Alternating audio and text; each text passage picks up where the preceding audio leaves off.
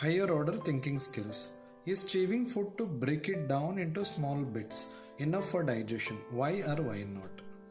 Chewing food means breaking the food particles with the help of teeth through a process called mastication. You will be learning this in higher studies, higher classes. Mastication it is called. Teeth will help to break the food particles into smaller particles. But those smaller particles later when they go to stomach and intestine, they further will be broken down into still simpler forms. So only chewing food to break into smaller particles is not sufficient for digestion. Further digestion process will occur in stomach and small intestine. But chewing the food to break into small particles will help to break into simpler forms in stomach and small intestine. Then second question, what will happen if waste substances are not removed from our body? If waste substances, what we call like undigested waste, if it is not removed from our body, it may lead to health issues. So these waste substances will have many bacteria also in it. So the waste substances should be eliminated from our body. Otherwise it will lead to health issues. As soon these waste substances are formed in the large intestine, after some duration of time, it should be eliminated from our body. Suppose if it is not eliminated, more waste substances may collect in the large intestine. It may cause problem in our digestive system. Then third question, an athlete wants to run a 100-meter race. As soon as she finishes eating, what advice will you give her? As soon any individual eat food, the digestive system require oxygenated blood. It requires energy. Entire digestive parts, they will be involved in digesting the food. They require energy. Suppose the individual after eating food, so if they go for a physical activity like 100-meter running and all, so there is very high possibility oxygenated blood will be supplied to the muscles for running. At that time, the parts involved in digestion, they may not get oxygenated blood containing oxygen. So they may not get. So this will lead to stomachache. So that is why as soon we eat the food, we shouldn't start any physical activity. Life skills. This is just for your information, not necessary to write down in the notebook. Answer the following questions with a yes or no. First one, do you eat your food at a fixed time every day? It should be yes. We need to always eat the food at a fixed time, correct time. Otherwise, it may lead to acidity problem. Second one, do you chew your food properly before swallowing it? Yes. So we need to chew our food properly because later also digestion process occurs, especially in stomach and small intestine. It will be easy for stomach and small intestine to convert the food substance into still simpler form if it is chewed well. Then third question, do you eat lots of fruits and vegetables? Yes, we should eat always lots of fruits and vegetables so that we can prevent the diseases away as well as will be healthy. They provide us vitamins and minerals.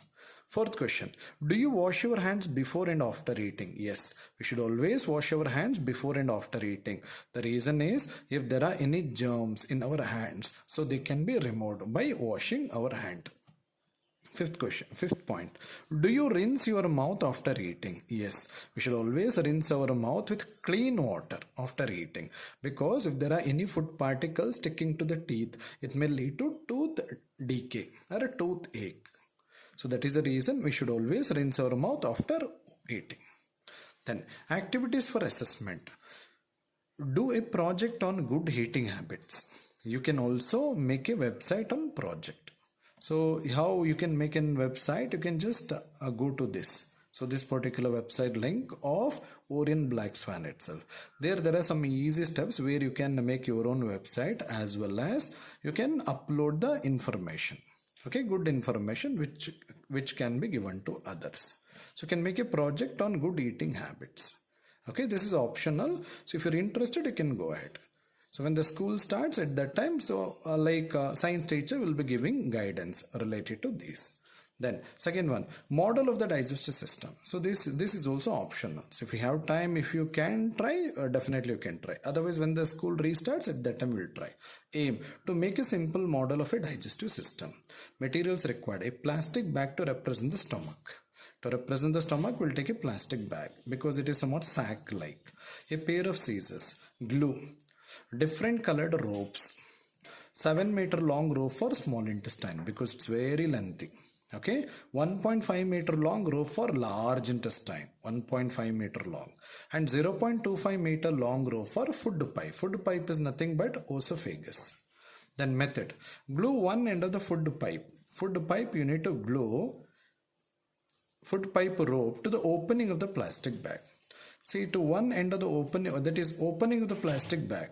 Take a plastic bag to one particular end, you connect the food pipe. Food pipe is 0.25 meter long.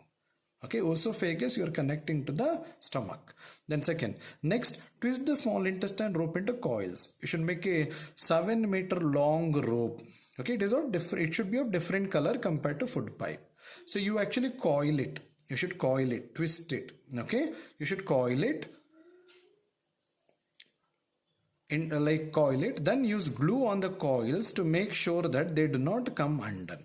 Okay, when you coil it, okay, see that you actually place a glue or gum you place so that they do not come out. Then third one, glue the large intestine rope around the small intestine rope. So you should glue the large intestine rope around the small intestine rope. Okay, first is food pipe, so then it is large intestine should be connected to small intestine. Then make a small hole at the bottom of the plastic bag. Okay, you should make a small hole at the bottom of the plastic bag.